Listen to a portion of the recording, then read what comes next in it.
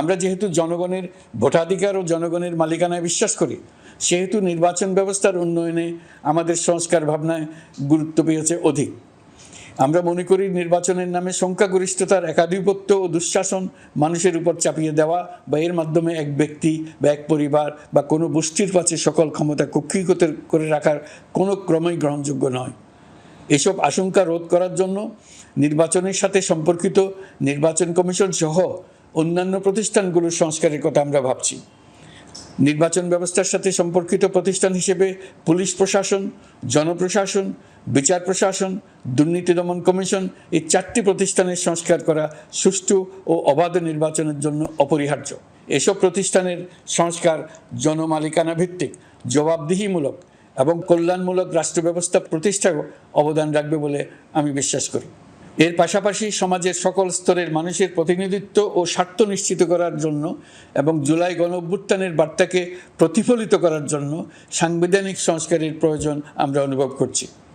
এসব বিষয়ে সংস্কার করার প্রাথমিক পদক্ষেপ হিসেবে আমরা প্রাথমিকভাবে 6টি কমিশন গঠন করার সিদ্ধান্ত নিয়েছি।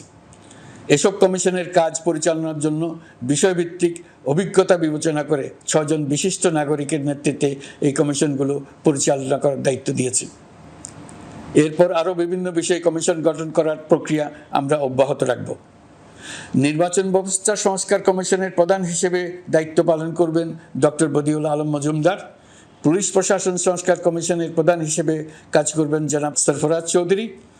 বিচার বিভাগ সংস্কার কমিশনের প্রধান হিসেবে দায়িত্ব পালন করবেন বিচারপতি শাহ আবু নাঈম মমিনুর রহমান।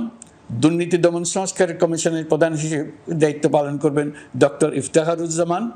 জনপ্রশাসন সংস্কার কমিশনের প্রধান হিসেবে দায়িত্ব পালন করবেন জনাব আব্দুল মঈদ চৌধুরী। সংবিধান সংস্কার কমিশনের প্রধান হিসেবে দায়িত্ব পালন করবেন ডক্টর শাহদিন মালিক। এসব কমিশনের অন্য সদস্যদের নাম কমিশন প্রধানদের সাথে আলোচনা করে ঠিক করা হবে।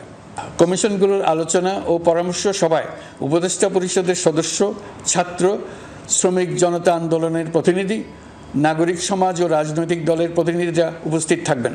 পূর্ণাঙ্গভাবে গঠিত হওয়ার পর কমিশন আনুষ্ঠানিকভাবে তাদের কাজ আগামী 1 অক্টোবর থেকে শুরু করতে পারবে বলে আমি আশা করছি এবং এটি পরবর্তী 3 মাসের মধ্যে সম্পন্ন হবে বলে আমরা ধারণা করছি। কমিশনের রিপোর্টের ভিত্তিতে সরকার পরবর্তী পর্যায়ে প্রধান রাজনৈতিক দল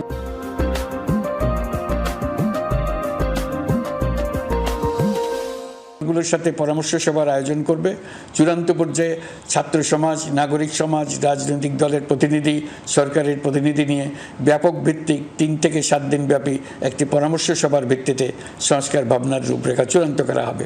এতে এই রূপরেখা কীভাবে বাস্তবায়ন হবে তার একটি ধারণাও দেওয়া হবে। এই আয়োজন জুলাই গণঅভ্যুত্থানের বার্তা বাস্তবায়ন ও রাষ্ট্র পুনর্নির্মাণ তাগিদের ঐক্যবন্ধনে গোটা জাতিকে শক্তিশালী ও আশাবাদী করে তুলবে বলে আমাদের বিশ্বাস।